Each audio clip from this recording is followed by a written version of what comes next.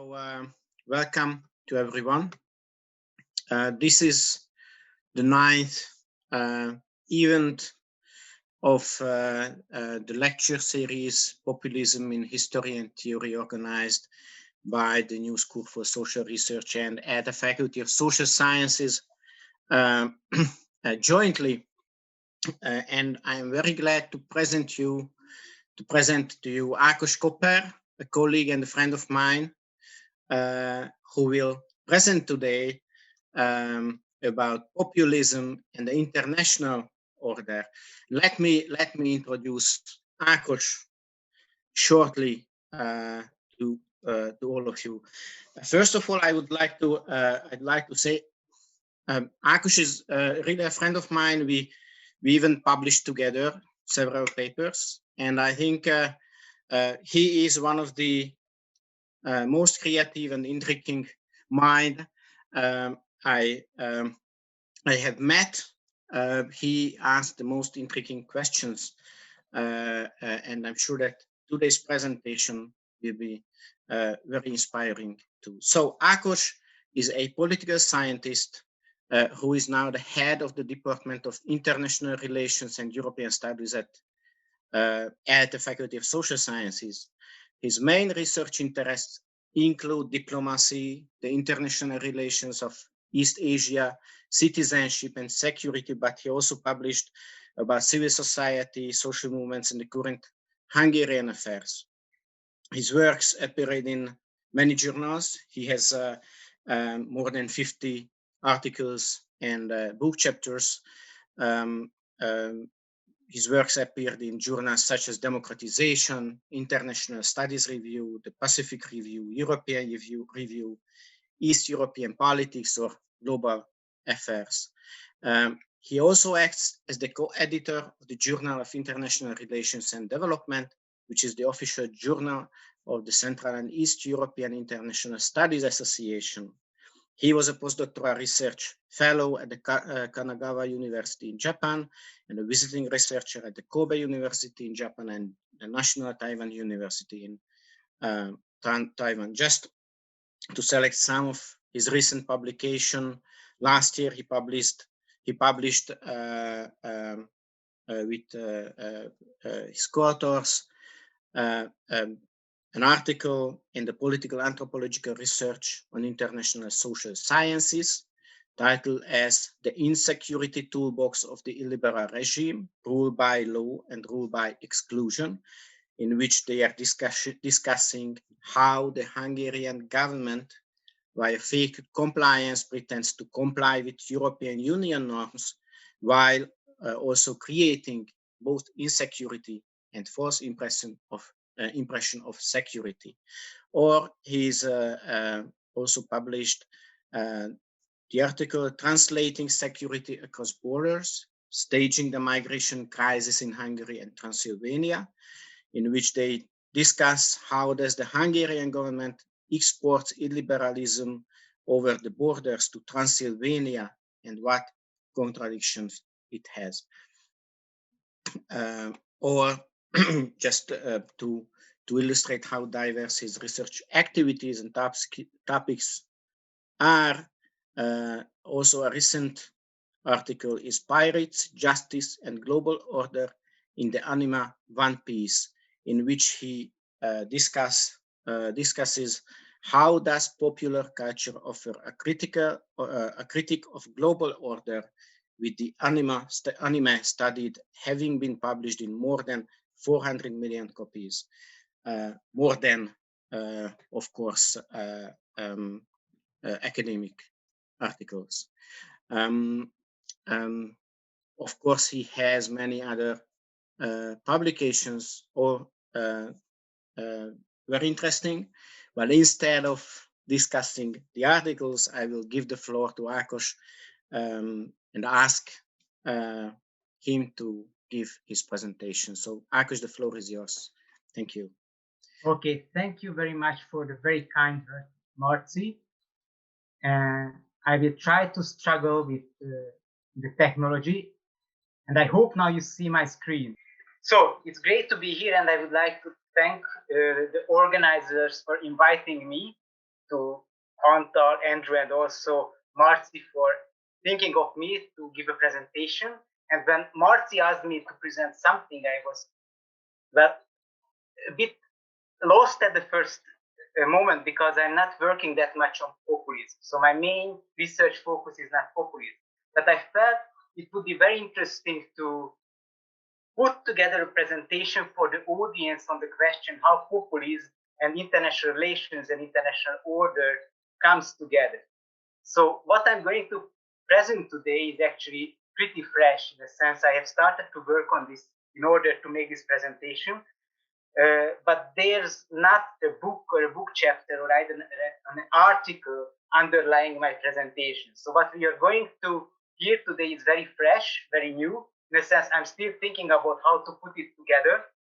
So there are much doubts, but I think that's the best thing of a presentation, that you can test your ideas on your audience. And I really hope that we will have a lively debate afterwards, discussing the topics and the questions I try to raise today in this presentation.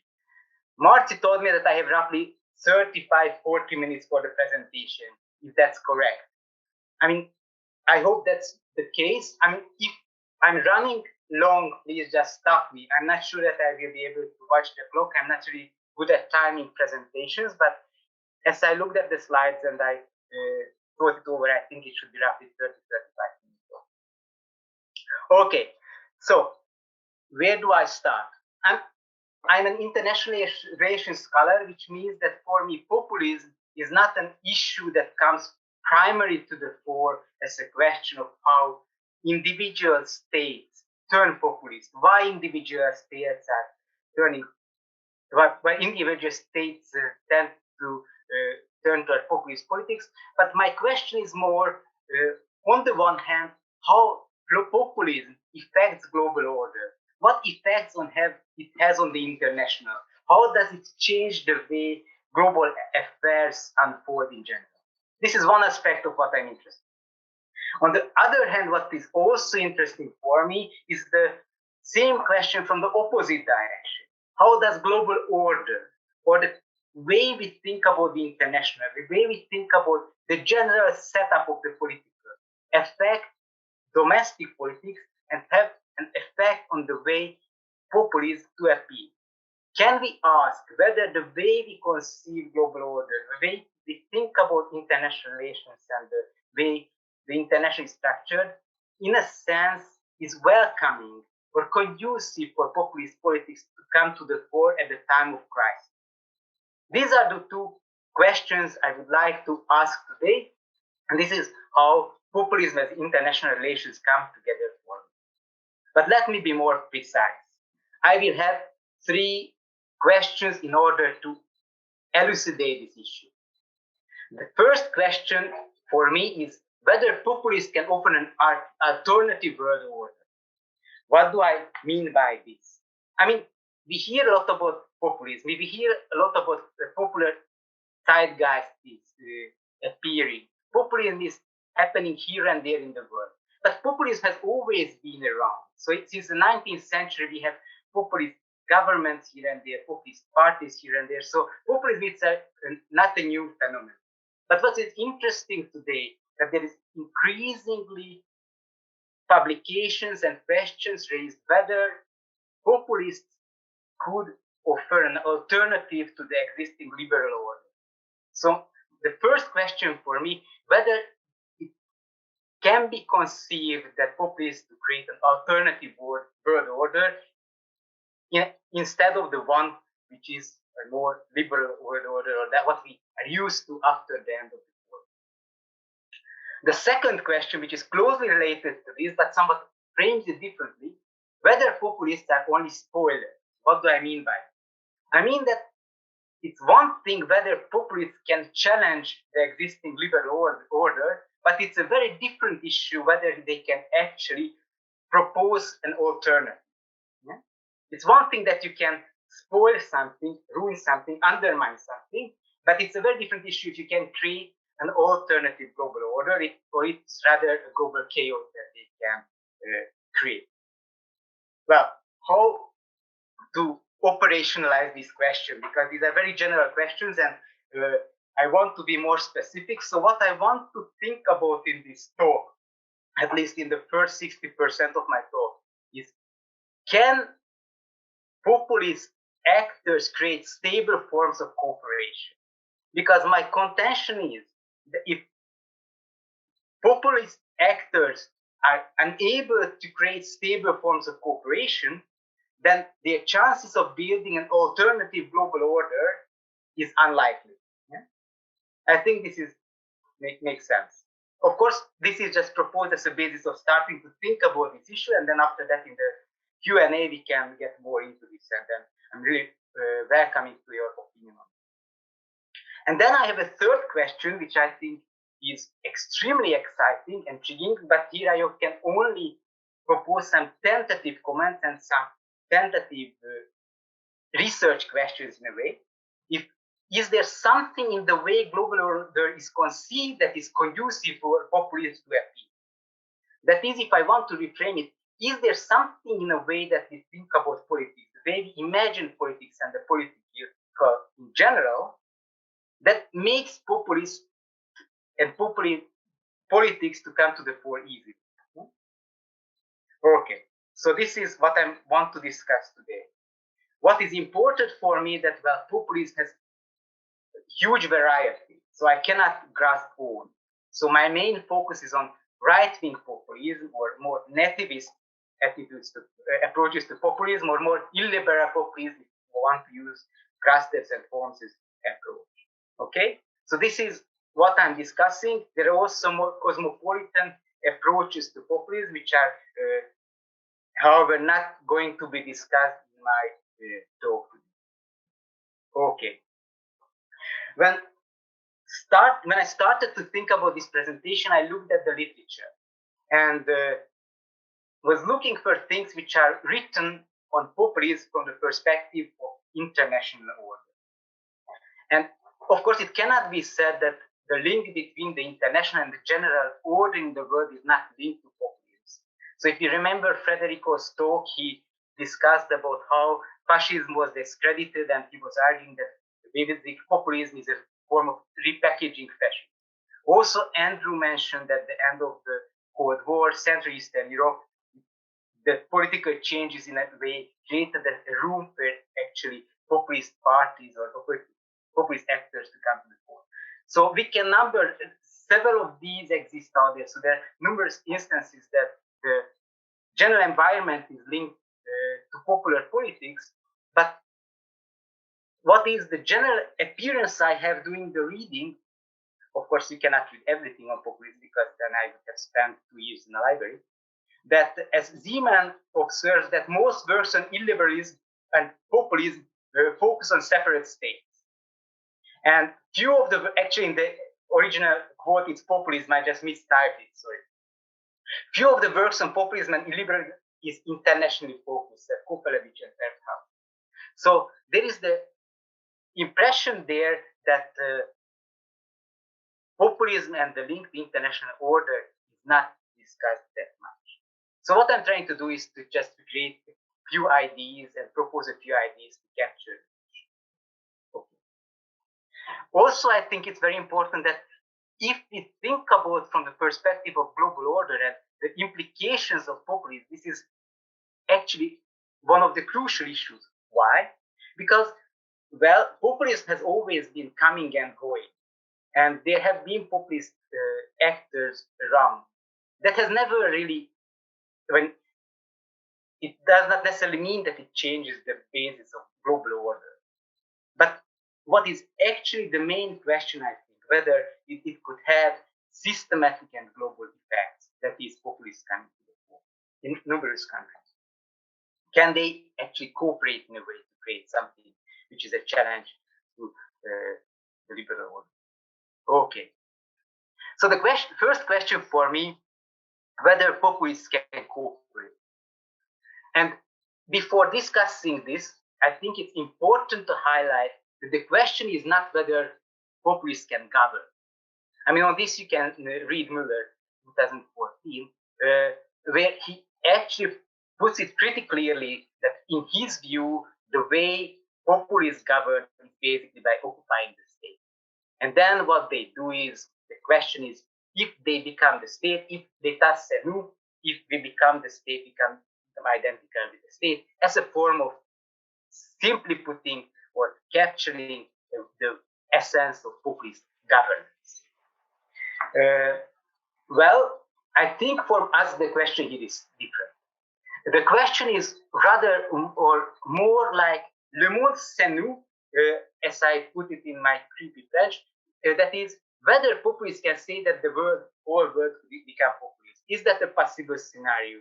Is there a chance for that? Could we conceive such a world that populism is the dominant thing out there? Well, the literature I find, or we can find on populism, actually is very pessimistic about this. Although there is much about how populists come to the fore and it becomes successful, but whether populists can cooperate on this, there is much skepticism in the literature. In a sense, it's frequently read that, well, cooperation is a very tough thing if you're a populist politician or a populist government. And let's see why is that the case. Okay, I will start by a quote from Paul Taggart, who I think summarized very succinctly this attitude or this approach why populists can actually cooperate, or their attitude or their disposition to international cooperation. Internationalism and cosmopolitanism are anathema to populists. The attitude to those concerns outside the boundaries of the populist chosen people is diffident. Isolationism and insularity are the natural predispositions of populism. Well, if we read this, we can easily conclude, and it suggests to us that, well, we won't have too many populists operating. But what I would like to do, I actually agree with this, but I would like to get into the detail. How can we capture? And for this, I'm proposing 3 arguments why the populists are likely to cooperate. And here it must be clarified that by cooperation, I'm not meaning one-time deals, but by cooperation, I tend to do something which is more stable. Stable interaction, stable exchange, stable cooperation. Because if you want to build institutions, if you want to build a particular type of order, then you have to have stable forms of interaction, stable forms of cooperation. And this is something which is very difficult for populist regimes. And the 3 things I would like to talk about here and explain why I think so. One is authority, basically the way authority is conceived, legitimacy is conceived, is not really encouraging for cooperation. The second I will talk about is the attitude to deals. The way interaction is seen from the populist perspective, this is again not something that helps long-term stable forms of cooperation and institutions to evolve. And third, well, the way the others, the partners are looked at, given the typical populist worldview, it is not easy for cooperation terms. Of course, there's a mediating factor that can override all of this, which is, well, if you have an external enemy. When you have an external enemy against whom you can join forces, everything can be overridden. So it's always a condition that should be calculated in. But why it's important here again to highlight that the ultimate question is global order. So at one time, this external enemy should disappear when you become the dominant actor, the one who is creating international institutions and global order. So that would be fading away. So the only 3 first one would be left. And then, well, if you don't have an external enemy anymore, what do you do? Okay, let's get into detail, and I think it's going to become clear how it fits together for me. So let's start by the problem of authority. Well, for populists, the people are the ultimate source of legitimacy. So if this in mind, the populist attitude is that, well, there can nothing be that would constrain the will of the people. The ultimate source, the ultimate reference could be only the will of the people to decide things. Well, This raises some issues for cooperation, because ultimately when you have to cooperate with others, there are certain restraints. There are certain limitations on what you can do. Getting into any arrangement, any cooperative arrangement, or any deal, especially long-term arrangements with others, you will easily get forced to make some concession. If we just think of here of President Trump, what he has done immediately when in office, giving up all or trying to distance the US from any multilateral frameworks and getting on unilateral frameworks of cooperation. Why this happens? Because then nothing binds your hand. If you're in a multilateral framework, there are certain structures that bind you. If you're unilateral, it's your power that plays the role, basically. So, in a sense, the fact that you see the people as the ultimate source and as Müller says, an ambiguous mandate from the people, it's difficult to make it into harmony with the idea that there are other people with other ideas that we have. The other problem which is coming up for populists is that populist leaders, and comes up all the time in the literature, tend to be charismatic leaders. One of the characteristics of a populist movement, leader, party, whatever, is very frequently have a charismatic leader who is defining the movement, the regime, whatever. But what are these charismatic leaders? Well, they happen to be these alpha males or females, and their vision tends to be very hierarchical. What is very much not there is to recognize others as their equals. They tend or they prefer to dominate the situation. With this in mind, the idea to get into a cooperative arrangement in the long term is not easy to conceive. As Dresner puts it, I think very nicely, these problems of populists for to cooperate, he says that populists are averse to recognize any power center beyond their control. But actually, cooperation is exactly what that is calling for. You must recognize that you're not the only power center, but there are others you have to have some deals made. And well, this is what I call the problem of authority, which is one of the constraints or the limitations that makes problems for any populist actors to cooperate on the long run. But this is just one issue. Let's get into the second issue is the perception of how you see interaction and deals made with others. And you can call it the problem of distributing gains or making deals, etc. Let's see a quote, and then after that I explain what I mean. For populists of the nativist variant, and this is important that this is what we're talking about, right-wing populists, etc. Cooperation will surely be rare and on their own terms.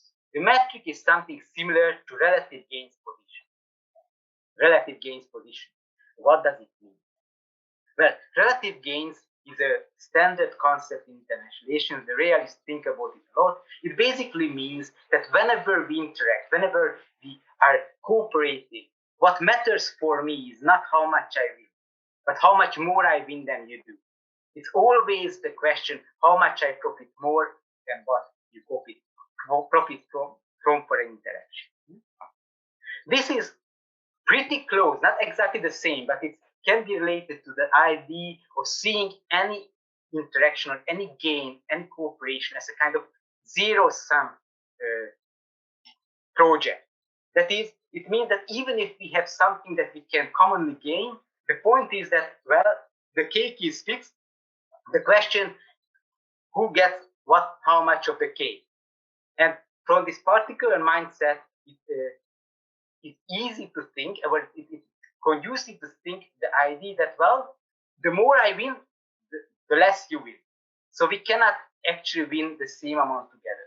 And this is what Kopper, which and Peterhouse, I think, tries to suggest, that there is such a mindset. And I think this is something that you can distill from the way populists think about politics. Later on, as I proceed with the text and the way I talk about how they think about divisions and distinctions and differentiation, I think it will become clear why to make this assumption and why this is correct. Okay, so out of this, what comes out is that populists are ready to make ad hoc bilateral arrangements. They are ready to do that. I mean, because they see the cake and they say they take home the bigger part of the cake, it's fine, let's do it. But the problem is that they have problems recognizing the value of institutions themselves, the cooperation themselves, profiting from just being together to create institutions. Why? Because they do not bring profit immediately. What they do is to socialize. What they do is to create the environment of interaction. They create the basis of understanding. They create the basis of creating common norms and values. But one of the problems with populism is, well, why it's very a rubbery concept, why it's difficult to grasp, because there are not necessarily underlying values, underlying norms. There is a high level of pragmatism in populist politics. So it's very difficult on these bases to create institutions because you simply don't see the value of them. Ad hoc arrangements are much better, but on ad hoc arrangements, it's extremely difficult to build any stable form of cooperation. Let's have the third point. The third point is the view of others. I mean, let's have a quote from Müller, and from that let's extrapolate what actually the problem is. Well, populists do not just thrive on conflict and encourage polarization, they also treat their political opponents as enemies of the people. But this is about enemification on the one hand of their political enemies at home, but if someone is used to this kind of making politics, this is the automatic way or the automatic reflex of how you make politics, how you see the political domestically. Why would they be less conflict-prone internationally than domestic? Why would the political populist leader, for example, at home, getting used to this type of politics, move outside and then be a nice guy and make concessions and be easy to deal, ready for compromises, making a deal? Well, difficult to conceive, especially as the outside world, in a sense, is beyond what the people is, as it was referred to in the first point. What could actually be the basis of solidarity with this outsider, who is ultimately someone else, is not part of us? There is no reason to create any form of solidarity. We cooperate out of pure utility, nothing else. Pragmatic, even opportunistic, but not because we would see shared value. In a sense, it could be argued that concessions to others is the anathema of the populist world. This is us. This is the people that matters, and we as its leaders, to make concessions to others, very difficult to justify. Because nothing beyond is really existent and valuable to it. I mean, I'm putting it to the extremes in a sense, but I think without doing that, it doesn't really have to capture the problem. We can, of course, find exceptions, and as in any discussion of populism, is such a broad thing that we can bring up a few examples of cooperation, for example. And one example from Latin America is ALBA, and I did some reading on ALBA, and it's very interesting what the literature said, that although it's an effort of creating some form of international cooperation, it turns out that actual leaders are very much driving it, and they very much want to preserve the autonomy, their autonomy, not to be bound and just to make the freebies they want. But I'm not an expert in ALBA, it's just my secondary reading on it. But that is one of the cases that is usually proposed as an example of successful populist cooperation, but at the same time it is problematic, at least from the literature I get on that, on how much it actually operates. I can give you links to some very critical authors. Okay, so, but the common enemy, well, all these problems are easily overcome if you can define a common enemy. You just have to find one. I mean, this is easy. I mean, one of the things you can always find, and at least in Europe, and what our leaders managed to do quite nicely, is to find the European Union. Brussels, bureaucracy, elite, perfect.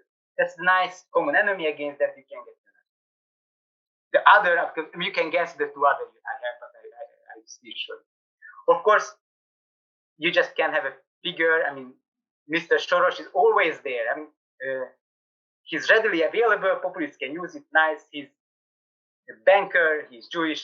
Well, clear cut. I mean, against him, it's easy to unite. Of course, you can have banks. Nothing better than that. I mean, nice setup. All these three together, even if you can combine them, then you can unite. And then it can be the reason, the basis of starting populism. But the problem here is, and this is where I get back to my second question, but whether populists, if they cooperate on this basis, of they cooperate on this basis of defining an external enemy, can they be more? Can they move beyond being a counter movement? Can they be more than a kind of revolutionary force who wants to undermine existing frameworks of power, frameworks of institution, and create something instead? Or they are just basically spoilers. And I think this is a crucial issue. I mean, because it has major repercussions of how we think about populism, how we think about what is at stake. Not necessarily helping us what to do with it, but it's something important we should. Okay, so far, in a sense, I tried to answer my first question, that is, if populists can cooperate, and my conclusion was that the chances for populists to cooperate is very low, unlikely. At least the literature shows that, except in the case when we have a common enemy, then the likelihood increases tremendously. Well, the problem here, if once this common enemy is gone, the chances that you would be able to keep a stable populist corporate institutions and frameworks work again get unlikely. So I would answer the second question, that they tend to spoil. Okay. But here I would like to make an addition in parentheses, which I think one issue which has not been raised during the talk or during this sessions as far as I could follow. And that is, although populism is here with us for quite a long time, one aspect which I find extremely important, very significant, is how much it relies on technology. Because I do think that the way modern populism works, populism both as a kind of creating communication with the people, as a kind of interaction with the people, but also as a governmental technology, so controlling, surveying the people, is very different from previous times when populist governments could use these technologies. This is also true for any other government as well. I'm not saying that this is only populist government, but the constraints are much lower for a populist government to use these technologies. And I think they somewhat changed the equation. They somewhat changed the basis of what populism actually in practice means. And why I'm raising it is in international order, because the very scary dystopia actually is of populist governments to nicely create global form of populist regimes where they actually build on global systems of surveillance, etc., which actually exploit what technology offers. And then the value added here is much greater than all the other factors that would undermine population. I'm doing this in parentheses because I did not really think this through, but I think this is an important factor when we think about populism, that whatever we think about populism in 19th century, whatever we think about populism before the Second World War, after the Second World War, even the late 20th century, is in a very different situation in terms of technology and the way governance can mean and the way manipulation can take place in society. Well, of course, the media has been there, but what modernity created is very different in a sense than what has been available before. And it has major repercussion, I think, also on populism. And why I'm saying this, because I think also the possibility for populist governments to cooperate. Okay. This was my second question. And I just collected basically some of the points raised here because Grabde and Lehner put together a very nice article, and this is the one I shared on the syllabus for the course. They think about whether the EU could be replaced by populist, illiberal cooperation or actors or states, and they say that there are there are 5 fallacies why very unlikely that an EU which is not based on liberal norms, but on illiberal norms, created by populist regime would be viable. And I'm just reading these 5 out because they actually rephrase what I have been saying so far. Was trying to put down the line logic to some of these, and 2 of these I will just get back in the following section of my talk. So the first one is, it's a fallacy if you think about it in EU, which is an illiberal or populist EU. We can, I think, here use the 2 words almost interchangeably. So the first fallacy is to believe that without extensive agreement on norms, stability and trust could be maintained. That is the argument that, well, without trusting and believing in the significance of norms and values, it's impossible to create stable forms of cooperation. Pure pragmatics and opportunism is not the basis on which you can create institutions and, well, the European Union, if you like, on populist basis. Second, the fallacy is there is the possibility of world of autonomous nation states to return to. This I will talk about later. I think it's a very relevant point and it's a very important point. And I will show how it comes into the picture of populism and international. The third one, they talk about the fallacy that believing that cooperation could work between countries that follow their narrowly defined self-interests. The one I mentioned before about the way they perceive deals and the problem of making deals. Well, if you very narrowly define your immediate interest, then you won't be able to create institutions and long-term cooperation. The fourth fallacy that xenophobia and not letting foreigners in is the solution to all our problems. I will also talk about this later, but I think it is in a sense trivial. And the last fallacy is that expectations that populists could stay united even without an external scapegoat to blame could work. This was the fourth argument I had, that, well, as long as you have an external enemy, it might work. As you don't have it anymore, it becomes difficult. Of course, a kind of populist European Union could work if it finds a very suitable external enemy. If it doesn't, then it makes things difficult. Okay, I hope I'm so far clear, and I did not lose my audience because we get some more points to discuss. Okay. So the third issue I would like to discuss today, if there is something in the way global order is conceived that is conducive for populism, in order to entangle this, I will have 4 quotes, and I have some parts underlined in these quotes about populism, and I tried to get from several authors on populism just to see that there is a sort of agreement, and I will try to distill what this agreement is about, how I would catch what is the core of the argument. That is, Gaston highlights the following. Populism requires constant combat against the enemies and the forces they represent. Muda says the following. I define populism as an ideology that considers society to be ultimately separated into 2 homogeneous and antagonistic groups. Zeman talks about the Manichaean vision of politics by populists, and Müller says populists tend to rely on their politics on a polarizing strategy. Well, I have underlined certain parts of the text, and I think what they highlight is the attitude of populists, the particular understanding of the world in a sense of how they differentiate in the world, the type of distinctions they make. What is very clear in all these 4 quotes, that populists prefer a very firm differentiation, a very clear-cut differentiation. Who is enemy, who is a friend? Very clearly defining what is to be separated from what. Even the polarizing strategy is referring to. Putting it differently, populists see the world to be drawn by sharp, clear lines. They prefer distinction that is making the world, in a sense, simpler and clearly cut into parts, unambiguous in a sense. Yeah?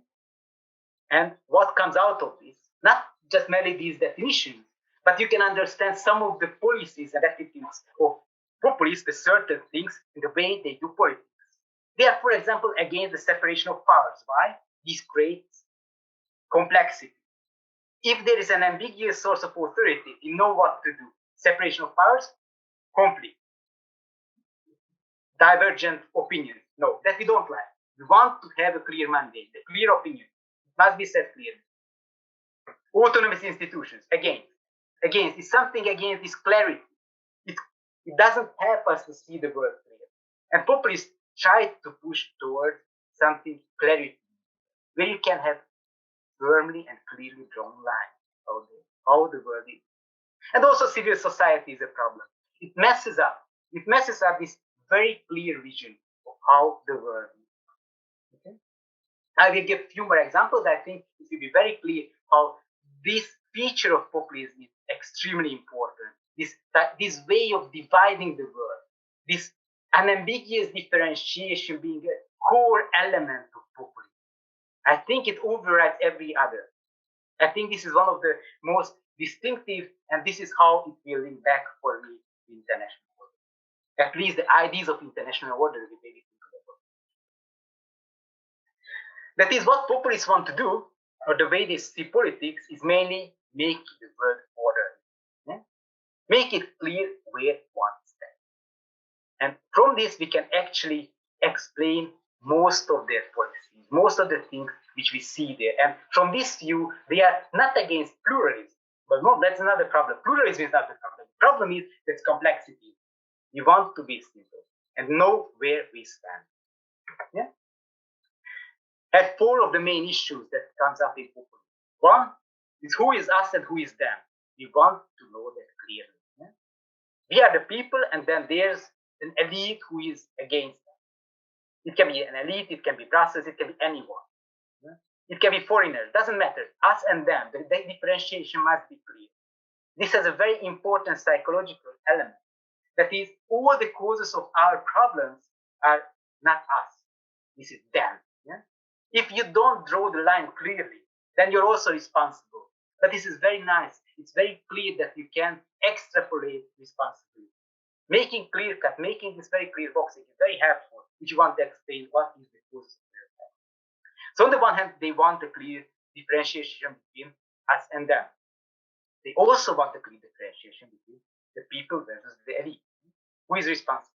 Who is the outsider enemy, if you like? But they also like what you hear today and coming Eastern Europe very frequently before, and all these campaigns and all this fight against the gender issue, because that creates confusion. It's against the idea that things are clearly separate. You want things to be orderly. Man, woman. Clear cut. Make it very clear. Draw the line very clear. And this is the same issue that comes up in when they are dealing with migration and foreigners. You want to draw the line. You want to know who belongs here, who is us, and who is them. If foreigners come in, migrants come in, problem. We don't know where to draw the line. In a sense, populism is characterized by a pedantry of always drawing a very clear-cut line, making it clear. I think it's there in the enemy-friend distinction. It's there in the man-woman distinction, the foreigner and us distinction. In all of this is a pedantry. And it's easy. What is easy? It's easy to grasp. And it has major repercussions. It's, in a sense, and I'm quoting now here some psychologists who work on populism, and they say that it's very comforting for the mind. That is what the appeal of populism for many. That is, and that's what they actually ask, and then this is their answer, the essence of the article. Why has the essentially illiberal right-wing populism been so appealing, they ask. And they answer, we argue that is because it advances a coherent vision of national identity that provides a convincing response to conditions that challenge people's established expectations regarding self-importance, such as economic and socio-cultural shifts that redefine traditional group-based hierarchy. That is, classical points of reference do not hold anymore. What do you do then? You're lost. What do populism offers? They provide you with clear reference points, clear-cut division of the world, clear-cut differentiations. no unambiguity. Yeah? And I think it comes up very frequently in all aspects of populist politics, and it's a very important aspect. But how does it link up with the international? Because that is my main question, and the gender issue is not there. The foreign issue is some. But the major template or the major way where we start to think about this clear differentiation, this clear distinction, is basically political space. In what sense? In the sense we see the politics being cut up into national politics of domestic politics of state. The general template of international order through which we conceive politics is not a global politics. When we think about populism, when we study populism, most of the authors write about populism in one particular country. How does it unfold there? When we think about politics and also democracy, it's all linked to these nice boxes. But the general template in which this exists is the sovereign nation state, which are very clearly defined, firm borders of clear lines. Exactly the type of lines that the populists line. We know what is us and what is them, what belongs here and what does not belong. Yeah? It makes the world easily interpretable. So, in a sense, what one could argue for that these units of the political make a very nice framework in which politics is to be conceived. And I have a quote from Zeman who puts this in the following way. That is, concerning populism, I might argue that populism works because people are familiar with the people. They are familiar with these boxes. Individuals in modern nation states grow up with the term people. It is omnipresent and it is linked to the idea of the nation. Most people grow up with the idea that being part of a certain nation, people is part of their identity. That is, this packaging, this boxing is clear. And what populism reinforces, or this right-wing populism reinforces, is the fact that this packaging is fitting. It works. This is how we should look at the world, because it is how we can make it operate. Of course, there are problems. The problem is that actually this way of cutting up the political does not work. It doesn't work for several reasons. I mean, first of all, problems are not defined according to these lines. So, in a sense, there have always been attempts to overcome this. Modernity has two aspects. On the one hand, modernity created, well, the nation state, the people, and the democracy within these boxes. This is one direction of modernity on which populism thrives, in a sense. But there's the other aspect, which is always trying to overcome these boxes, which is trying to conceive politics which is not logged in, which is not only within these boxes, which is not only in these sovereign states, but something beyond. What we see when populism comes to the fore is typically after crisis. Typically after crisis, when there's an economic crisis, well, the global depression, internationalism fails at that time, so countries turn inward. And populism is the readily available template to conceive, to give and offer a simple interpretation how the world is. Clear-cut line, who is us and who is them, who are the enemies, who are the friends, who belongs where. So in a sense, if there is a crisis and uncertainty, this is the readily available default template. So if you think of this, it is not surprising that always populists can draw back on this myth of the nation state, the myth of the sovereign nation state, which is autonomous. Others do not interfere. We can decide our way of life. But this template is not a populist template. That's the interesting part. It's the general template. This is basically the template. If you look at the map, this is how the map is cut up. If you do social science, if you do, for example, surveys about economic factors, social factors, etc., European Social Survey, it is going to measure dominantly states. What is happening in a state? Those are the units. These are these boxes that we all the time in all our practices reinforce and reify. And thereby this is the template on which populists can fall back upon. So in a sense, I would argue that the basis on which international order is created is, well, creating an environment with the idea of the sovereign state as its unit that is, at the time of crisis, is conducive for populist politics to come to the fore. Any crisis, 2008 financial crisis, populists can appear easy. 1929 financial economic collapse, populism comes to the fore. Because when internationalism fails, this is the template on which you can fall back on. This is the default option and easily understandable. And this is what since, well, late 19th century, early 20th century, this is the myth, the sovereign nation state. It doesn't always work. Nations and states do not necessarily get together, but in the vision, the idea is this. Let's move a bit more ahead, and 2 more slides I have to explicate the problem. One, and I will talk to the previous talk. I'm not sure that they think that I will do this, or they expect this me of doing, and I'm not an expert on this, but there is the problem of the arbitrariness of borders. And this comes up in international relations.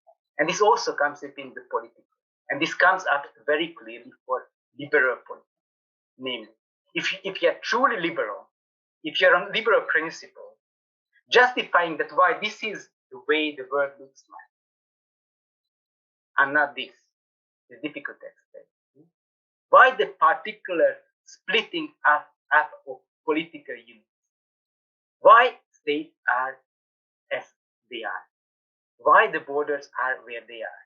I think Friedrich Kratochvil put it very nicely, and he was arguing about the problem of liberalism, and basically the problem is that the liberal state, in a sense, is also building on this template, but it cannot justify it. There's a contradiction. What he says, as Kratochvil pointed out, political liberalism offers no account about the origins of community, no yardstick to define its borders, and thereby the liberal community is as if it came about by the working of a deus ex machina. It's just there, but there's no internal reference. Deus ex machina made some, so you see. So it's just there. But the problem is not just this, how liberal doesn't have these foundations of the community, but the more general, the way, and that's why I suggested a few pages by Rob Walker, for this reading for my speech, that is actually problematizing the idea that the way we think about borders and boundaries is problematic. What does he mean by this? That on the one hand, we cannot live with the world in which borders are firm lines according to this framework of sovereign states and sovereign nation states. That do not work. That firm lines, sorry, I have to stop this. So that doesn't work. But on the other hand, the other option, that no boundaries either, no borders either, doesn't work either. So what he's trying to do in his book, from which I have the quote for you, is to rethink that one of the biggest problems of modernity is to make and to contemplate about borders, political borders, but any division, any differentiation. The populist solution with this clear-cut differentiation doesn't work. But at the same time, we must recognize that the other hand, the getting rid of all borders doesn't work either. So there must be some understanding what the nature of the division is. I mean, if you want to have one more example on the problem, I think the migration crisis is a very clear issue. I mean, on liberal basis, justifying whom to let in and whom not to let in, you cannot do it. You know, actually, the problem is that it doesn't have the basis, the foundation. It's ad hoc, but it doesn't. It could only be solved on a global level, not within the liberal state level. The liberal global level, yes, but that seems to be far-fetched to me. But the point I want to emphasize is that it's not merely the borders of state, but in general, any differentiation, any identification, and the ambiguity or the contingency of whatever differentiates, which is, in a sense, the problem of modernity. And if you want to grasp it, I have one more slide to capture it through the perspective of identity. So, what is identity? On the one hand, this is belonging to the group. You know who you are because you know where you belong. And from this perspective, populism is great. What it promises is to draw you a very clear-cut line. It tells you who you are. You belong to the nation, maybe you are the enemy, but still, the line is clearly drawn. But the problem that modernity brought to the fore, and this is exactly the same problem with borders of nation states, but it comes from the perspective of identity, that identification is not only with your group, it's also identification against your group. That's how you become an individual. So you have to have both. You have to be part, but you also have to be outside. You cannot be an individual if you're totally part of the community, but you cannot be totally outside of the community either. Cosmopolitanism and the nationalism, the two sides of the same coin, they have to be somehow managed together. And when we see the problem of populism coming to the fore, I think that when populism comes to the fore, this is just a symptom of these kind of problems being unresolved, or basically showing that these are the problems that modernity has to deal with. These are the problems of modernity ever since the early 20th century. So in my understanding, populism is a symptom. It's a symptom of identification, but also the symptom of international order, that the present basis, the present way of thinking about international order and not coming over or going beyond the idea of this is defined by sovereign nation states, will always bring to the fore or offer an environment which is conducive for populist politics to come to the fore. Well, thank you very much for listening to me. These are just half-baked ideas, so I'm just still thinking about this, but I hope I managed to provoke some thought and some critical comments from the audience. That would be fun. That is actually why we do these discussions, I hope. And thank you again, Marton, Antal, and Andrew for inviting me. Looking forward to your questions. Okay, thank you very much for the inspiring, intriguing, I think, lecture. Which was also very informative. So now I open the floor for questions. And please just raise your hand if you want to ask a question. I see Andrew is raising his hand. This talk was quite wonderful. I thought it was really brilliant, and especially the last part has a lot of new ideas in it, which I found really very, very stimulating. So I thought this was great, and it's a wonderful way of starting the second half of our seminar. So that was all really excellent. Now, here is the question, which is an obvious question for an EU member country. In the United States, it would not be possible to ask it quite this way. But within the EU, isn't the very construction of the EU is to avoid populist outcomes? In other words, populism was not the problem back then, but fascism was. And indeed, the two waves of the collapse of international order, the First World War and then the Second World War, very much helped the construction of the European Union. So I think that the question arises, in addition to what you now said, is why the attempt to control this seems to be failing. And just because there are crises, which you very beautifully point out, which give opportunity for a national substratum to become populist, because I think you're arguing that there's a national identity substratum which is present in all the countries, hard to deny, right? Every crisis gives an opportunity for the populist development of this particular option. But on the other hand, the EU is supposed to manage crises, right? And the question is, would really the development of much better strategies of crisis management and response reduce the possibility of such an outcome in countries like yours and others in Europe? Obviously, you can see how in a country like Greece, the bad management of the crisis has contributed to the populist logic. But in any case, the countries alone can manage the crises even worse. So, is it possible to develop better methods of managing the crisis? And then, just very small question in addition to the first, is that whereas many of us would think that the democracy deficit plays a role in mobilization in the name of popular sovereignty, you didn't stress this particular aspect. You didn't stress the democracy part. You stressed the identity dimension, the identity deficit part, but not so much the democracy deficit part. But I'm sure that you are also aware and are concerned about that.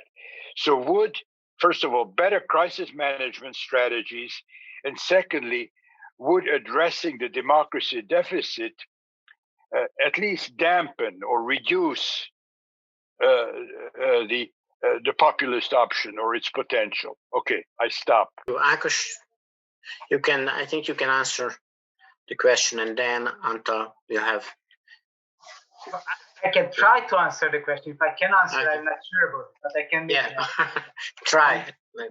I think the first one is the easiest, in the sense I give you a quote, and I was preparing to this, and I was in a sense anticipating this question of yours. Why? And I think it's a trivial question. Why the EU does not manage to deal with this populism? And then one of the arguments that I found, which is I think is pretty convincing, that in European mainstream parties, which have typically been pro-European, have traditionally sought to depoliticize European integration in domestic arenas in many ways. That is one of the problems there are many others, but one of the problems of the European Union, that the European Union itself did not become a domestic issue, did not become part of domestic debate. It was pushed aside. Instead, this national politics did not include the European, and that aspect which is beyond the nations. So in this sense, there is European politics, but this did not become European politics. There is not a European public sphere. There are national public spheres. And in a sense, what European Union became, the idea was, of course, there. The intention was there to create an institutions and frameworks which would provide the security against these countries turning fascist, which could exploit for populists today. But in fact, that was the goal lost on the way. I think that was not the primary goal on the way. There was some economic efficiency, making economy work, etc. But this normative issue did not work out. No wonder then, 2000, what was the main issue about European politics? Identity. We don't have a European identity. Well, let's make an anthem. Let's make a flag. Let's create Europe. But that's not how it works. The problem is that I think where Europe lost its citizens basically did not have a vision what the heck it wants. The last vision Europe had is the enlargement. But what do you do? What does Europe want to do politically? What is the ambition?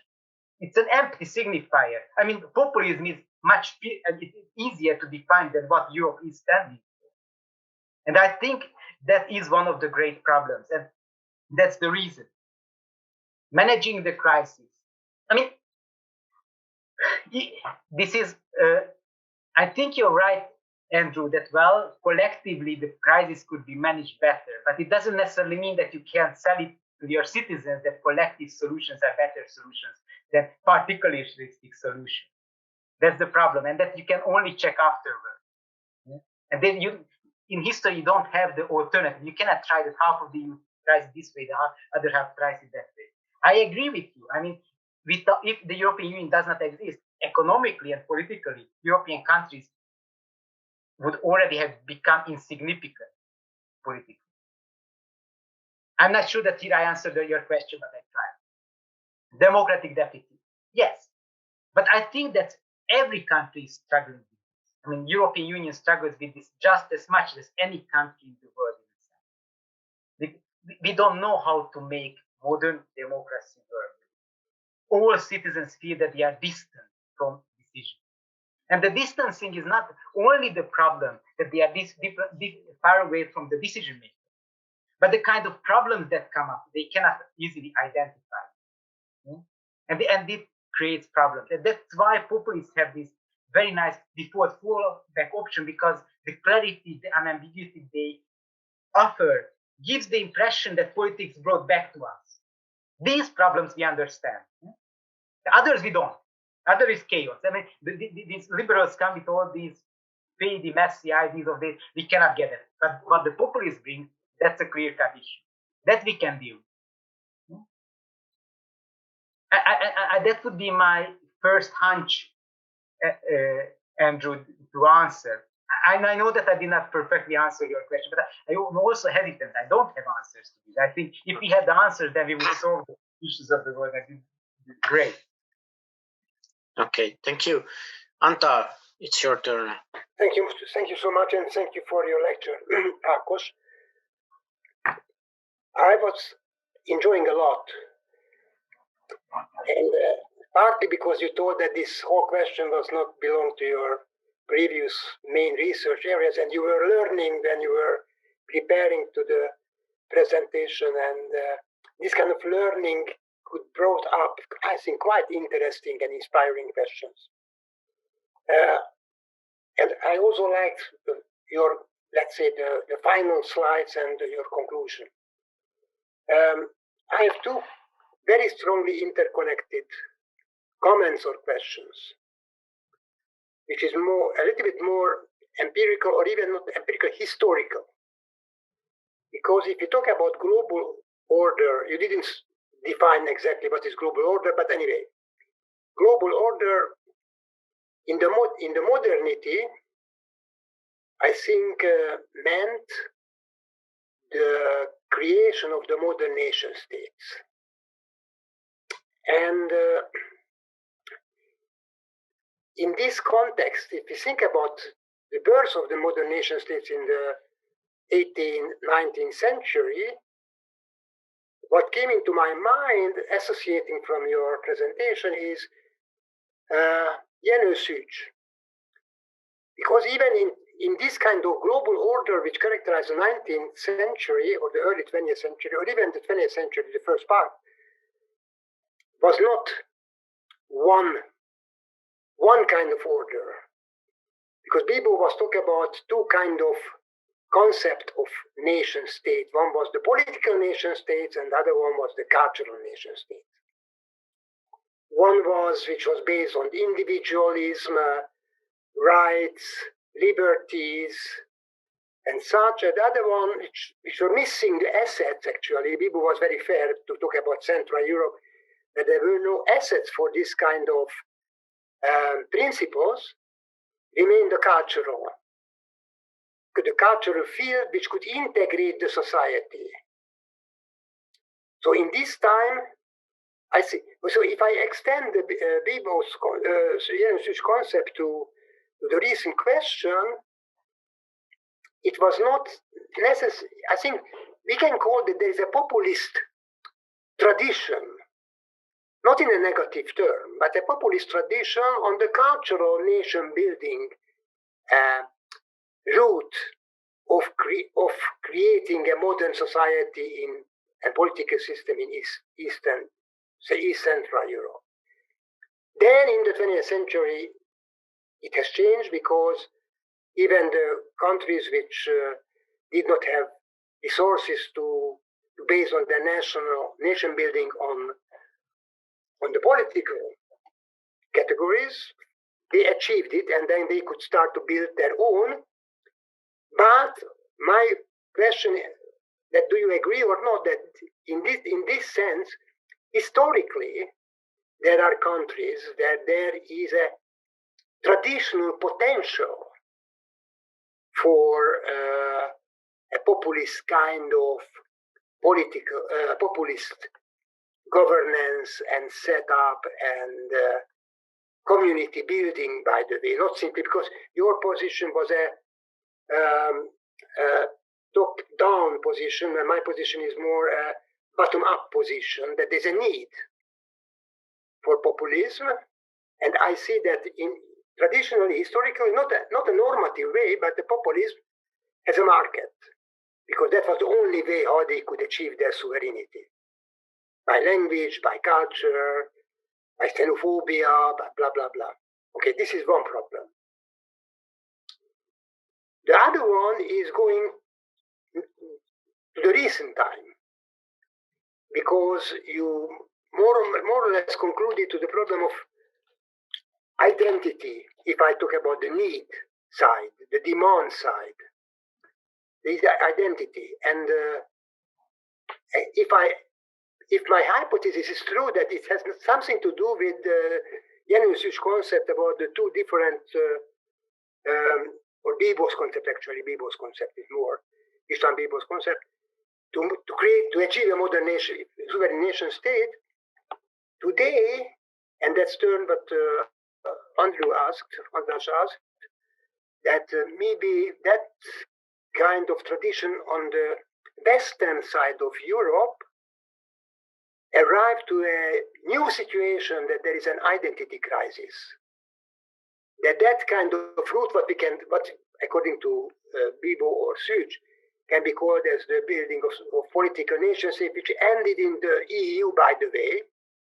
The supranational integration, the idea of the brilliant idea of this whole question, it could not renew the identity side in the population. And that's why people got into a vacuum, identity vacuum, let's say. And then the populism could jump into this hole, into this empty pot, and could collect support. And this is why investors, if it's right, if my hypothesis is right, this is the reason why in Western Europe right now, what is a surprising new trend, we can find potential for populist governance, or populist movements, or populist ideologies, or populist kind of communication. So these are the past and the present. This is my main comment and question. Thank you, Anton. I think, do you allow me, Marton, to answer immediately? That's fine. Yes, please. I mean, these are very nice questions, and I think they are very important. But I would stress that for me, or I think the problem is that the dividing line is not between the political nation and the cultural nation, because it builds on a particular understanding of culture. Whereas the problem, I think, is that culture can be seen differently, from different ways of how we see cultural identity and culture itself, and that's how we link back to your second part of the question. That is, culture. Do we see culture as something fixed? I mean, you see these populist attempts today in Hungary when they try to define the national canon. What do you read in school? The debate about what are those authoritative authors that are the reference points that the young must read. This is, we define it. There is a line. We have to draw. This belongs to the nation. Yeah? And the nature of the debate is interesting, because the problem is not here what is inside or what is outside, but the whole idea that you can define these things. Underlying this is the particular understanding of culture. And it misses the other type of understanding of culture, where you understand the contingency of culture, where you don't want to define, because you see that culture is not something which is fixed. It's evolving. It's in a constant flux.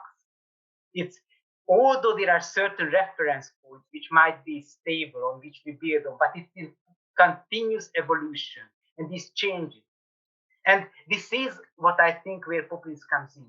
Culture is there for populists and non-populists as well, but their perception of it, this rigidity, is important. If you think in fixed lines and something desire of firm stability, or do you recognize that, well, we actually live in a world which is constantly changing. The requirement that you redefine yourself, to adapt to new situations, to change as it demands a society and the world demands. And there are two attitudes to this. One, recognizing this and recognizing its positive aspects. The other is being extremely afraid. And this is the same of identity. If we think in firm identities, we think identity is something which is a stable thing, or we see identity as something which is constantly evolving. Yeah? The question here actually breaks down to the kind of, on the one hand, you can argue that identity is there. The other hand, you believe that no, it's constantly constructed. It's an illusion. It's very difficult to grasp. It might not exist. Yeah? And for those who, for some, it's extremely scary. But this is not necessarily what you started with, the political and cultural nation division. It's somewhere else. The problem lies somewhere else. And that's why I like Walker and the way he starts this discussion from the international and global order. Because he starts from the general view, we see the world, how it's cut into pieces, and how we define our room within. And the ultimate room, which came up in 19th century, nation building, is actually the nation state, the sovereign nation state, that became the box, the container in which everything we think about politics is unfolding. Okay, thank you. So who has questions or comments? I don't see any. Andrew has a question or comment, yes? Andrew? Yeah. Only if somebody else doesn't. I don't want to monopolize anything. So if you see other hands, let them go first. I do have another. Well, I have many issues, but I have another one that I feel more urgent about. Just go on, because I don't see any other. All right. Well, then here it is. So it's very nice in the beginning. You restricted the analysis to right-wing populism, right? Yeah. It was a conscious choice because there are too many cases, and you really want to deal with one set primarily. But that one set, with respect to your topic, makes a huge difference, because this literature, Modé, Kaltwasser, right? The idea of host ideology. The host ideology of your set tends to be nationalism of some kind, right? And the host ideology of the other set, and I'm thinking of the Latin American ones more than the few in Europe, but even in Europe, I think this would be true, is some kind of socialism, some kind of socialist, remnant of social democracy or socialism in some word. And in Latin America, this is said explicitly by them. Now, that nationalism is nationalistic, but socialism tends to be more international, right? And so one would ask the natural question, which is not my natural question, but it is a natural question of a lot of people, is whether everything you said, is it wrong for left populism? Is the whole argument, does it fail for left populism? And you could have empirical, but you're Europeanist and you're European, so your study is not going to be directed so much to Latin America. But in Latin America, you do have clusters of populist states, Ecuador, Bolivia, Venezuela, some forces in Colombia in the same direction. At certain moments, Brazil and Argentina too. And do they have the same kind? I don't know, you're not a Latin Americanist, Ákos, but I know that you know about these things. And so the question is, would the argument fail in the case of that? And because you and I follow a pretty similar definition of populism, our answer is supposed to be no, it does not fail. But empirically, it may be less salient anyway, even if it does not completely fail. And you get my question, right? I think you know where I'm driving at. Yeah, I don't like left populism myself, and so I don't want the answer to be say no. For them it doesn't work. They can be internationalist and they can cooperate without too much difficulty. But still, empirically, they do a little bit better. Okay, sorry.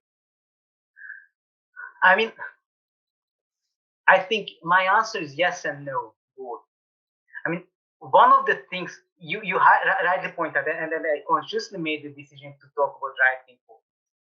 On the left, the problem there is with the end of the Cold War, left-wing or socialist ideologies and basically that template has discredited itself so much that it has very difficult to refer back to. At least in Europe, it's difficult. I don't know Latin America that much, so on that. I cannot make any. I mean, we have people here from Latin America, and they could contribute there. But for Europe, definitely, being a socialist, and you look at how social democratic parties are performing in Europe. Look at the German social democrats; they have killed themselves. I mean, social democracy and the socialism is not really existent there. So, in a sense, it would be much better if it existed, because it would be a competition of ideas on which you can build politics upon, on which you can conceive and make a vision. I'm not necessarily meaning this is the one that should prevail. On that, I'm neutral, but it's definitely a social Europe is something which is missing from the way European Union is conceived today. The two alternatives, you have some populists who want to break up this neoliberal dream. On the other hand, there's nothing which left us some social and more solidarist vision of the European Union. The kind of funds which is transferred do not, I mean, if we look at populist Hungary, I mean, the European funds transferred to Hungary are much easier to distribute to the cronies of the populist regime than to ever get to the people. So that is not solidarity. That is the pretext. I mean, the European Union might see that this is something that has such intentions, but the outcome is not necessarily the intended outcome. In fact, it is something that is encouraging more populism in the region. But this is not the proper answer to your question. The proper answer is, I think, the problem is that socialism itself is not there on the market of ideas on which you can refer to these days, at least not in Europe. And I think that's a problem. And I think that's a problem because not necessarily how it conceives doing politics, but that has an element of solidarity. And I think that's important because the populists do not have an element of global solidarity. Neither the neoliberals can do with anything with that, but the socialists could have. And they are the traces on which you could build. Okay, thank you. Any other questions? Carlos Alvarez Armin, please. Marin, I'm sorry, please. It was really illuminating for me, your talk, because it very much explains what happened with Mexico and the US last year, for example. There was an economic agreement between the two countries. There was another one 20 years before, but it was renewed. And basically the common enemy was for me, it was an example for international populist cooperation. And maybe the common enemy that time was the Chinese economy excluding both economies, both national economies. And on the other hand, the agreement was the containing of Central American immigration to the United States, which are now contained in the Mexico and US border by the Mexican police and military forces, which haven't done before this presidential terms. But on the other hand, I wanted to ask you if we can make the case that populists not only use crisis to step in power. But they also create crisis as economic crisis to create enemies, so then they can govern, or they can stepping in power on a more political way. I mean, not only gaining electoral votes, but also gaining legitimacy to conduct their policies. I mean, an economic or an epidemic crisis, it's complicated to state that these are not real crises, but immigration crises are, I think,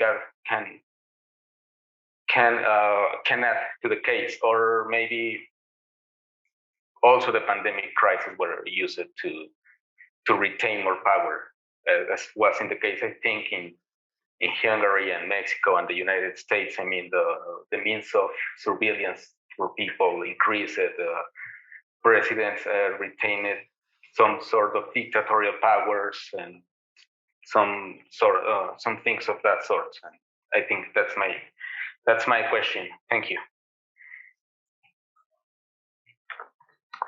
Thank you, Carlos. I mean, it's a very nice question, a very interesting one. My answer would be, I mean, basically you ask about the nature of crisis, the origin of crisis. And if you do international relations and you do security studies, then one of the things which comes very soon to the fore, that crisis in itself does not exist. I mean, there are factors that you can identify as crises, but for crisis to exist, you have to make it a crisis. It has to turn into a security issue. Just simply because there's something, it doesn't turn into a crisis. It's not something that makes society move upward. So, migration, you have to make it into an issue. And for a long time, 50s, 60s, there were many immigrants in the United States, and it has not been created into a crisis. I think Andrew knows it much better. I'm not so good at US history. But there was a time when suddenly it was turning to that immigration is a crisis from Latin America and Central America. Until then, it was not a problem. You turned it into a problem. You start to perceive it as a problem, and it becomes a problem. Of course, the relationship is difficult because there is some issues that you can identify as a crisis, and there is a threshold after which obviously turns into a crisis. So there's a flood. Sooner or later, you see that there's water in your living room. It's difficult to say that it's not there. But always politics is creating a crisis and exploiting the crisis. Migration crisis in Hungary is a very good case of it. I mean, it could have, for a long time, foreigners have been passing through Hungary. The crisis had to be staged to make it something that affected politics. The basis was there, but whether you actually make it a performance, there's a performativity element from the side of politics is very important. When it becomes something which is turned into a crisis and that you can actually, as a populist, you can exploit. But the problem is, if you go into emerge, and I think this is what is very interesting today, and I think why studying what's happening today is extremely exciting, because if you go into emergency politics, you go into the issues of extreme security, existential threat, then our ideas about how to govern what politics is changes radically. Security studies, it emphasizes very strongly that when you start to talk about emergencies, politics, normal politics, is put aside. It turns into a very divisive politics. So in a sense, the argument can be, if it's a security issue, it's a hardcore security issue, then all actors turn, in a sense, close to becoming populist. So there's an affinity between securitization, security issues, and populist politics, populist attitudes. Easy, what I was talking about, clear-cut solutions. What do we have to do? There's a crisis, coronavirus. We have to do something. We have to do the lockdown. We don't need to debate it.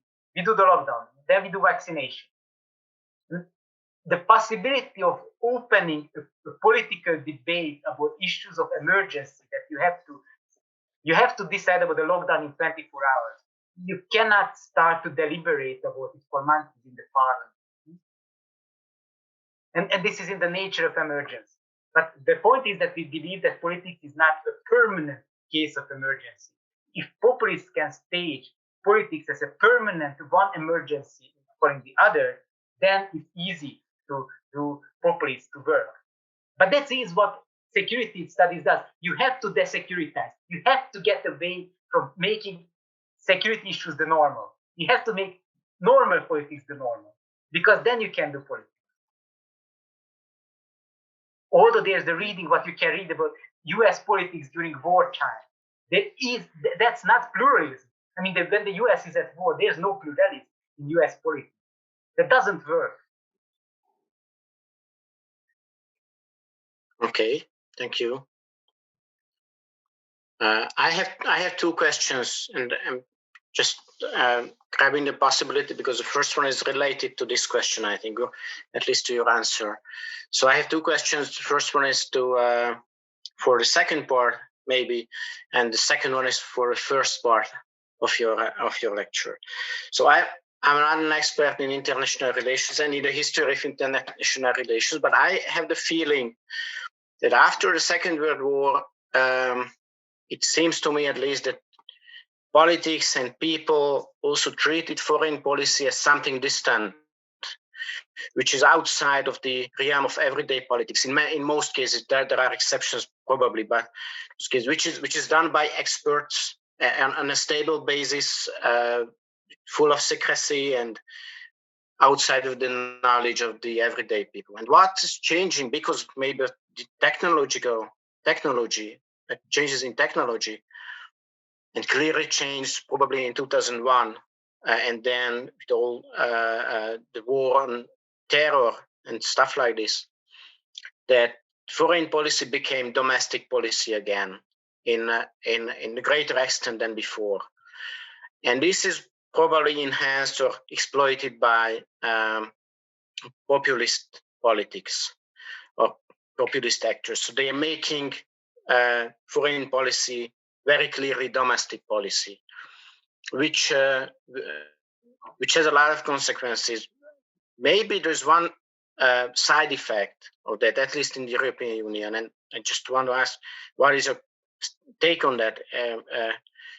That maybe this stance on foreign policy, making it domestic, maybe in the European Union, it creates the European Union as you think it misses the features of European identity,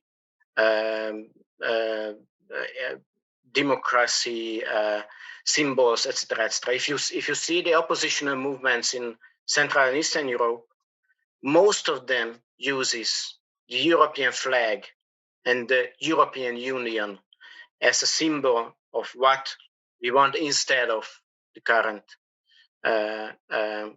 government or current political regime. So maybe as a side effect, it creates the enemy, it creates European Union as the enemy, but also creates European Union as a political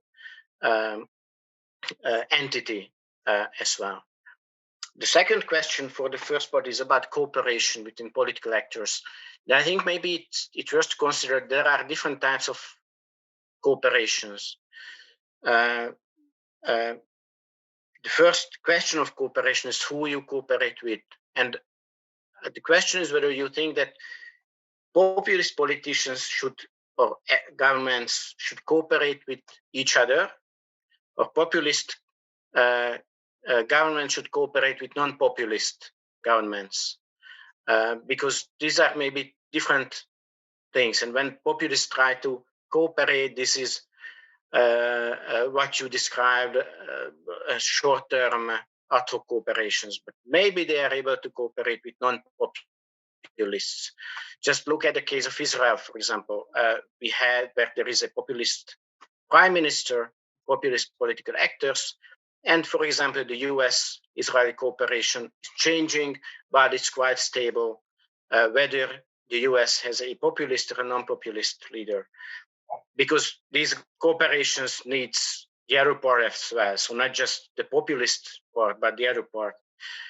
And this leads to the question that what is behind these cooperations? And maybe the cooperation is not on the political level, but on the lack of security, military issues, geopolitical issues, or economics, like Orban is a populist actor, but it seems there are arguments that he can cooperate with multinational organizations or companies or Germany very well in many cases because of the economic relationships and because of the economic gains for which is the market and the low or cheap workforce for Germany or German companies and funding of the regime and the system for Orban.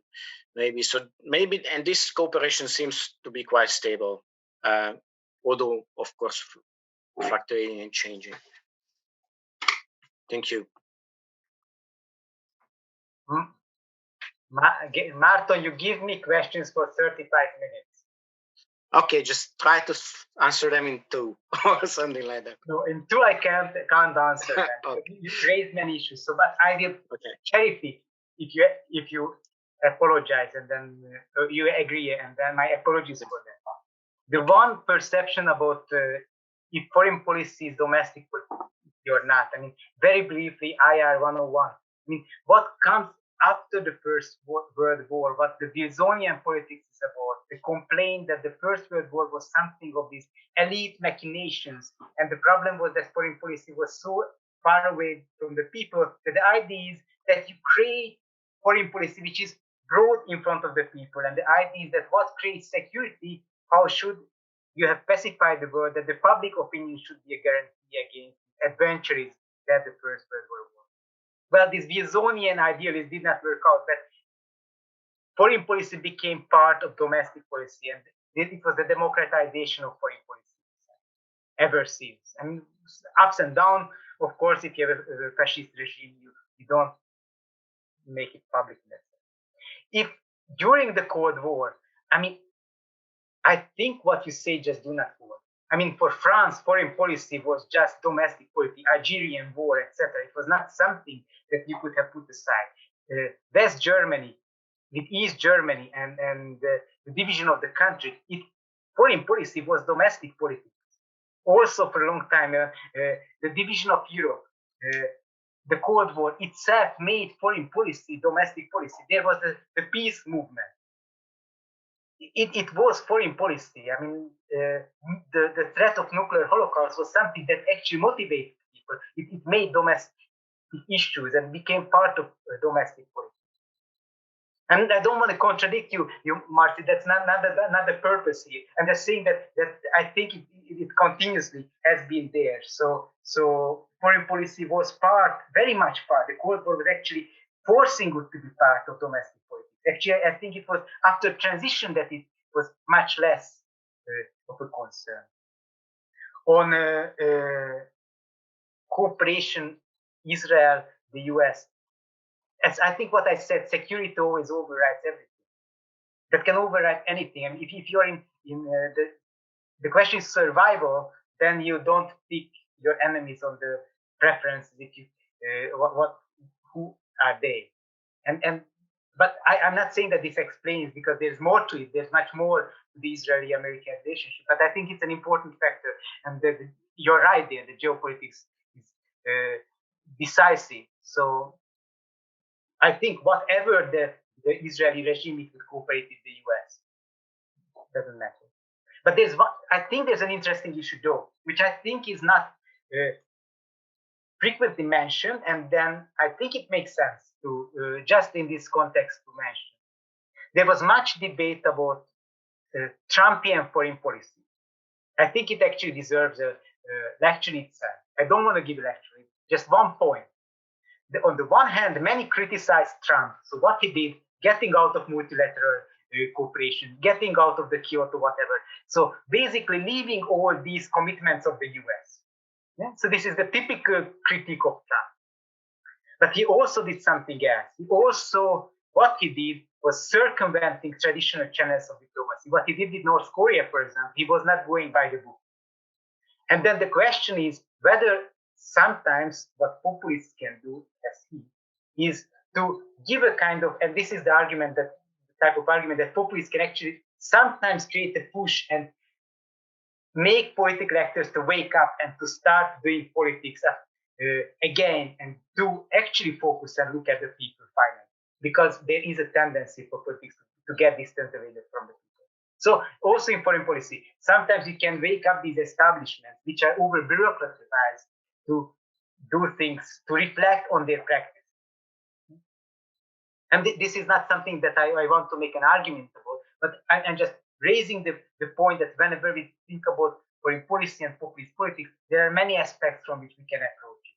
What I tried to approach in the talk was lasting cooperation. But ultimately, it's about trust and how much you invest in the institution.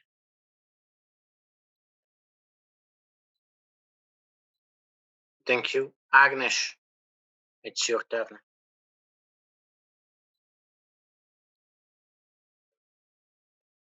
Thank you.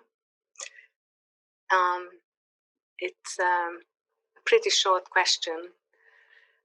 You were speaking about populism as a kind of answer to crisis. And as you described, that's a regular default template. So something where political systems and nations fall back in case of crisis when they cannot cope with the crisis, the contingencies, and so on and so on. So do you think it is as a default template, populism as a default template is inevitable? So this is the only way out of crisis, or the only answer to these kind of critical and contingent times? Of course not. I mean, depends on what the kind of templates you create, what kind of education you have in high school, what is it that you put into the head of kids, and what you teach them at university. I mean, the problem is that the kind of template you have, and what I was trying to argue about, is easily this becomes the default option because of the way you raise kids, because the way you think about politics, the way you discuss it, the way you frame it. Yeah? But that's never unavoidable. I mean, politics, the good thing about politics is that sometimes miracles can happen. And I believe that the exciting thing, the most exciting thing about politics is the fact of intentionality. What can very frequently happen, the best design, the best strategies just don't work out. They have exactly the opposite outcome what was actually planned for. So the good thing about politics, societies are very complex systems. How they actually try to many that's one part of populism, which is an exciting, which I think would deserve a study. The populists also have decided that they can pull the strings of society, and then they can manipulate, and they would react as they want. You manipulate public opinion. Sometimes it works, but what are the conditions? And can we pick examples when populists just made mistakes or the outcome was not what they expected? I think that would be very interesting to study that. The failure of populist politics, when they collapse, because it gives us, it's a white spot if you study urbanism, why urban works. No, when is it when they fail, when they don't have a chance of making it? I think those are the interesting issues, because that teach us as much about populism, I think, as studying populist regimes. I'm not in populism. That's not my field of study. But I think sometimes the kind of question you raise should come from the opposite direction in order to study a phenomenon.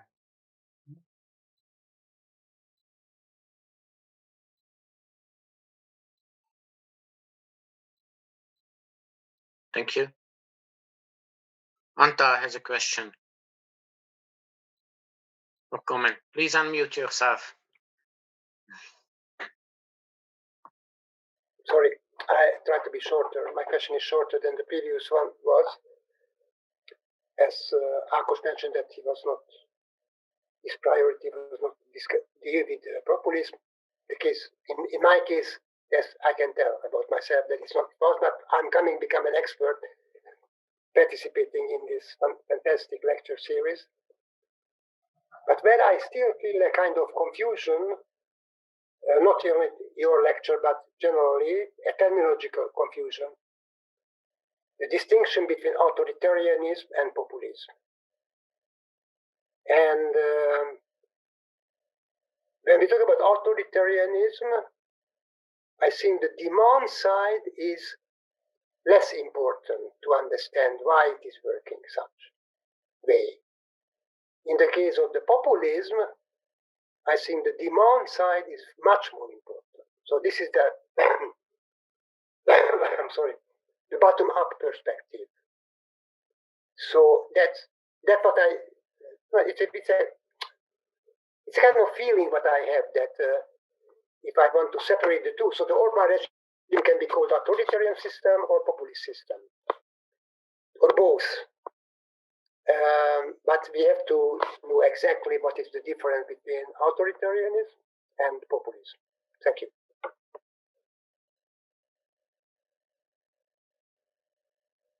Should I answer the question? If the nature of the Orban regime, how is it, in my opinion? That is what you want me to do, Anta. Not the opinion, I mean, your expertise that what are the difference? So if I call the Orban regime authoritarian, or if I call the Orban regime populist, or both, what are the differences?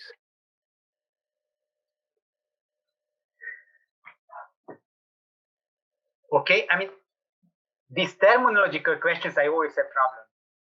Namely, the question is why we ask it.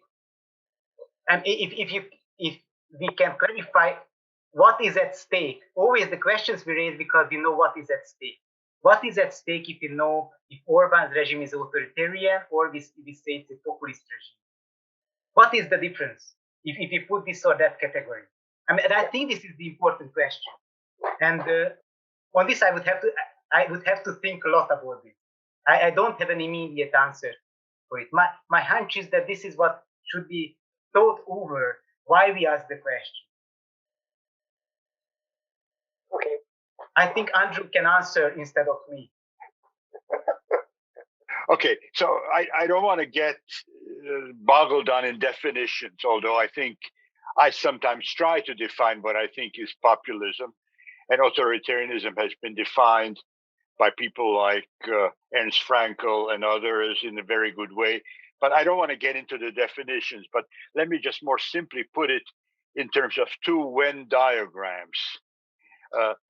If we define populism as a circle and authoritarianism as a circle, then I think it's clear that these circles can overlap over one range, but they have also elements which are outside of the overlap. So you can have a bureaucratic authoritarian regime, military regime, which is not populist at all. Pinochet was not a populist, right? Okay. And you can have populist parties, Podemos, let's say, would be the best example, which you would not call authoritarian, right? But the thing that once you define the phenomena, certainly there's a possibility of overlap. Let us say Chavez is a clear overlap. Maduro, I'm not sure, is that still populist? So I think on some level, the overlap is what was interesting for us.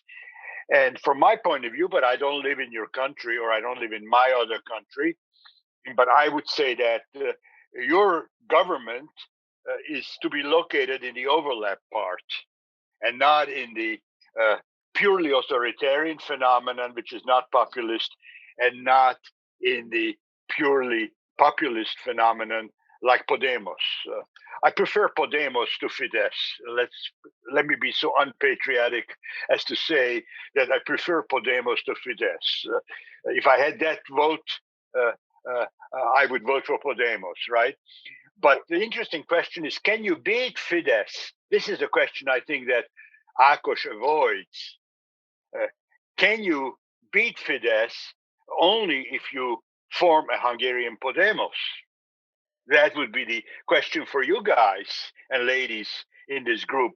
Do you need a Hungarian Podemos to beat Fidesz, Or would there be some other democratic alternative to beating Fidesz? That would be the question that you guys will have to answer as political people, not as scholars in one area or another, but you're going to have to all face it.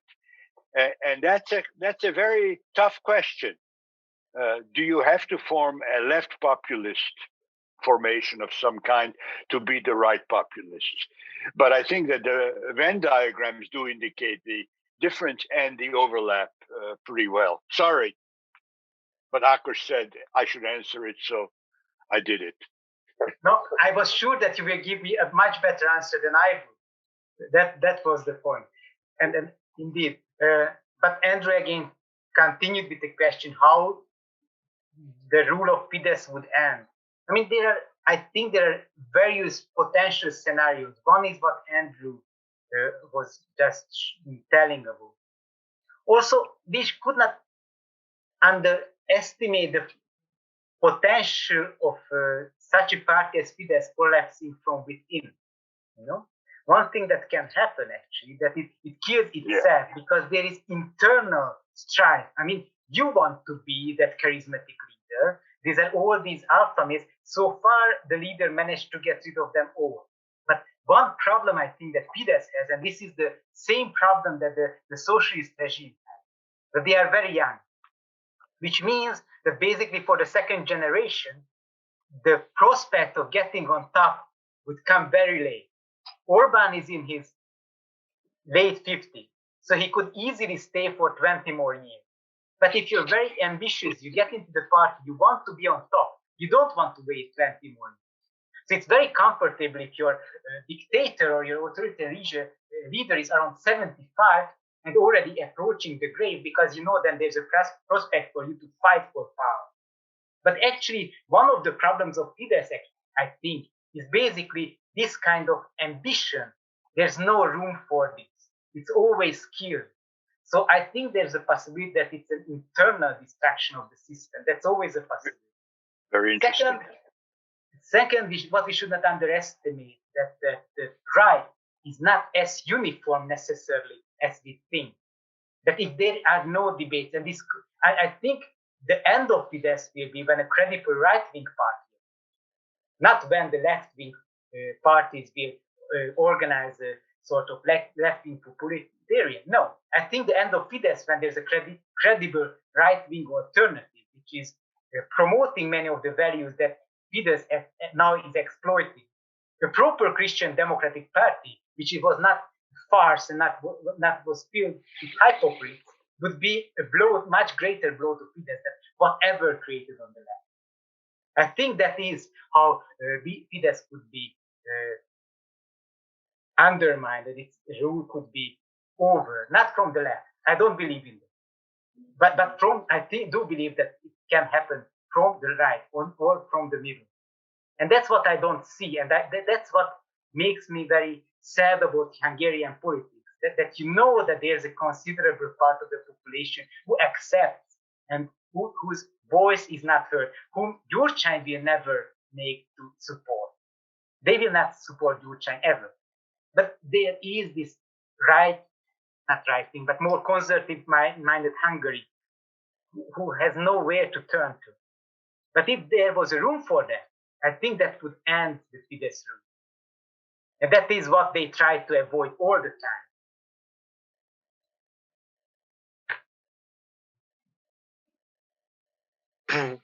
But I'm not a political analyst, so which is important.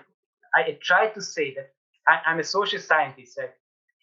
I try to study the past, and making predictions is just close to astrology. So I do that, but I don't. I'm not paying back your money if my predictions are not correct. Okay, thank you very much. I think we are approaching the end of the time, since it's 2 minutes to 8. So I think we will close this event now. Thank you very much for accepting the invitation, Ákos. Thank you very much for those who came and participated. Next week we will have the presentation of András Jakab. who will present on the nation and populism in the Constitution. So let's meet next week the same time. Thank you very much and have a nice weekend. Thank you for inviting me. Bye-bye.